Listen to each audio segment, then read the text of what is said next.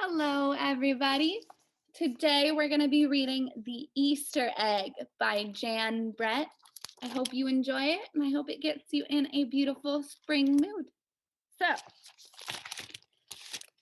cheer up! Spring is here! Time to start on my first ever Easter egg, Hoppy said. Each year, the bunny who decorated the winning egg got to help the Easter rabbit hide the eggs on Easter morning. Hoppy had been dreaming about being that bunny all year long. Now it was time to get started. Everywhere Hoppy looked, rabbits were working on dazzling eggs. I need an amazing idea, he thought. Hoppy spotted Flora Bunny planting spring wildflowers in her eggs. The Easter rabbit will love those colorful flowers, he thought, and started picking flowers for his egg. Here's a basket for your flowers, Hoppy, Flora said. Chop, chop, scrape, scrape. Hoppy spied Buster Birch carving a magnificent wooden egg. I wish I had some wood for my egg, he wished out loud. Here you go, Hoppy, Buster Birch said, and he put a smooth, round piece of wood in Hoppy's basket. Thank you, Buster, Hoppy said. Hoppy was hopping along when the smell of sweetness led him out of the woods and straight to the chocolate egg that Aunt Sassafras was decorating with creamy frosting squiggles and bows. Hello, Hoppy, she said, and she put some chocolate squares in his basket. Hippity hop, Hoppy exclaimed. I'll make the Easter rabbit a chocolate egg so sweet it will make his whiskers tingle. Then Hoppy saw Granny Irene decorating one of her fabulous story eggs. First, she traced a design on the egg with a special tool. Then she dipped the egg in pots of yellow, green, orange, and red dye, adding to the design each time. Hoppy couldn't believe his eyes. I'll never make an egg that beautiful, he told Granny Irene. She smiled. Try, she said, giving him one of her special tools. Hoppy was hopping by Hans Vander Rabbit's garden when he spotted an extraordinary egg.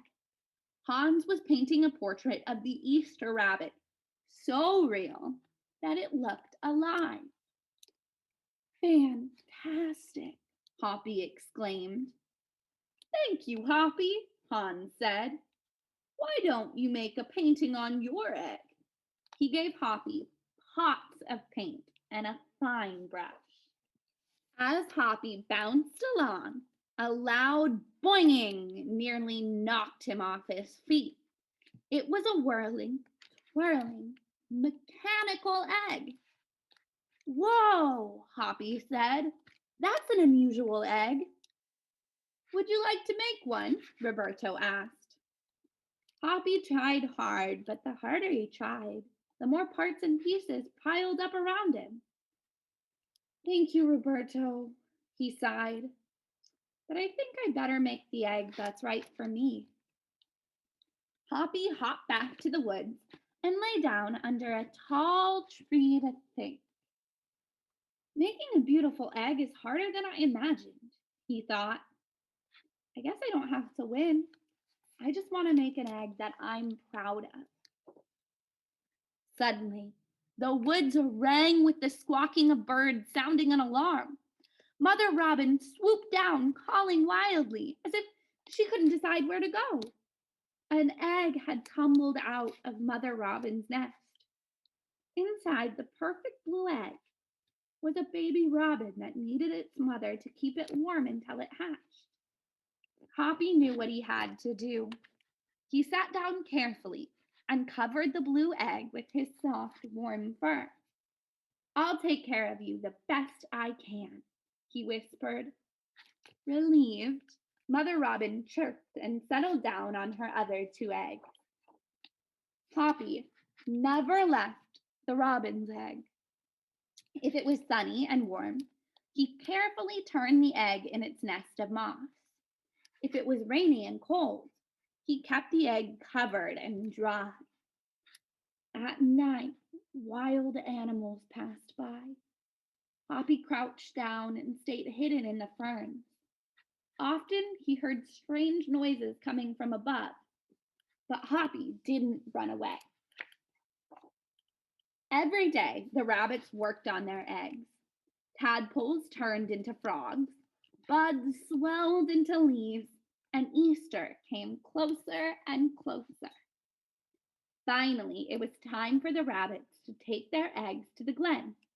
They had forgotten all about Hoppy, who was quietly sitting on the blue egg under the tall tree in the woods. Early the next morning, the rabbits waited for the Easter rabbit. Suddenly, a beautiful wagon rolled toward them out of the mist and stopped. The Easter bunny stepped down from the wagon and admired the decorated eggs one by one. You have brought me the most beautiful eggs in the world, but a very special one is not here, he told them. The rabbits were puzzled. Whose egg could it be? Fill my wagon with your wonderful eggs, he said. When I return, I will show it to you. And he disappeared into the woods. He came back with Hoppy, looking scruffy and bedraggled. Hoppy has an amazing egg to be proud of, the Easter rabbit told them. He has kept Mother Robin's egg warm and safe until her baby bird hatched and she could take care of it. The Easter rabbit placed the empty blue shell in the place of honor atop the wagon. Now they were ready to go. The rabbits cheered for the egg that had surprised them all. This is our best Easter ever, Hoppy, they shouted. Then the brave little bunny and the Easter rabbit rode off together to hide the eggs for girls and boys to find on Easter morning. The end. I hope you enjoyed it. And check out my channel again to see when I post new stories, which is every Thursday. So I will see you then. Bye.